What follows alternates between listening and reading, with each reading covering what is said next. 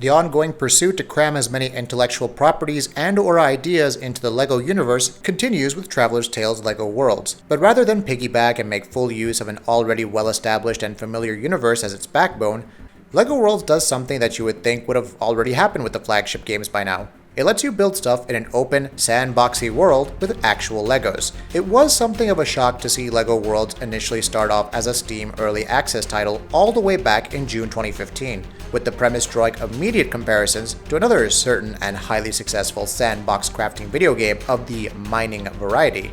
Yes, LEGO Worlds essentially takes its own whack at the Minecraft formula, and it's a fit that makes all too much sense to not happen. And fit it does. Right from the get-go, you're thrust onto your first preset world, dubbed Biomes, via your spaceship. Spaceship!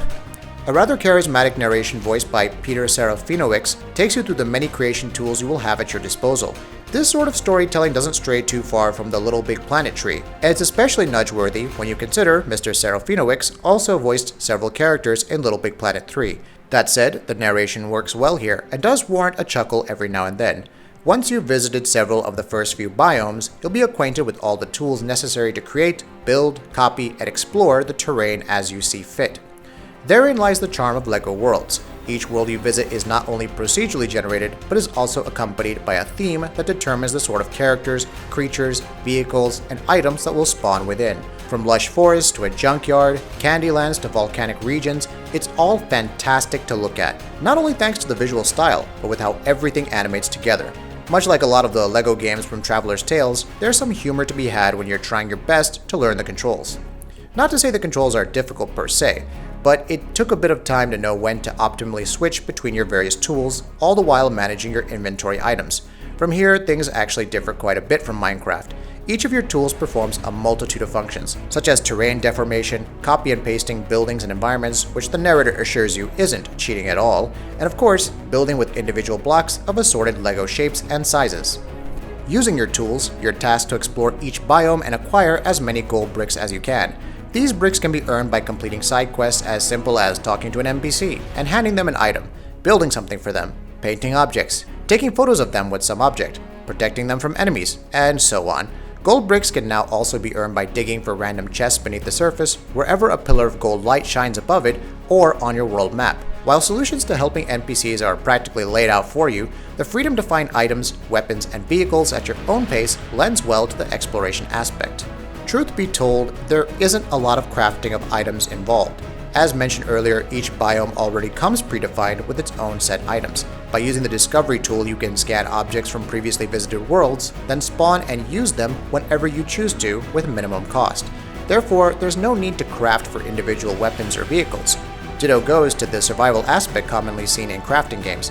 Because your character will immediately spawn back upon death, things are far less punishing here. Because of the lack of urgency, it's easy to just lose yourself to a world you've visited and then blast off once you've exhausted its offerings. In some ways, it's not too different to the gameplay loop in No Man's Sky, which kept players moving from planet to planet for resources, but the struggle of earning resources is nearly non-existent as you're mostly left to your own free will. It's actually not so bad in that respect, but may put off those who expect far more of a challenge compared to survival-oriented contemporaries, which, to be fair, you're playing a LEGO game. Challenges aren't exactly the focus. On that note, if there's one feature you could always expect in a LEGO game, it's drop-in, drop-out local and online co-op. Yes, it works very much like previous LEGO games. Sadly, due to performance issues, local co-op is just unplayable. This could be due to the number of on-screen static and animating objects that can be displayed at any given time, but that's not always the case. Even when playing solo, it's easy to run into frame stutters and environmental pop-in, even for some of the medium-sized biomes.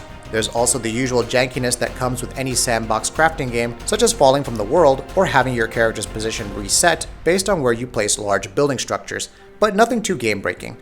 No doubt the true icing on LEGO World's blocky cake is its asking price. It's smartly positioned for those seeking a nice deviation from the standard Minecraft fare with the added bonus of being LEGO flavored. There's enough to sink your teeth into with the amount of worlds to visit, the number of items and characters to be collected, and the sense of accomplishment that comes with finding a gold brick tucked in some chest. For fans of LEGO games, it comes highly recommended. That'll be it for this video. If you like what we're doing, please go ahead and subscribe, and we'll see you next time.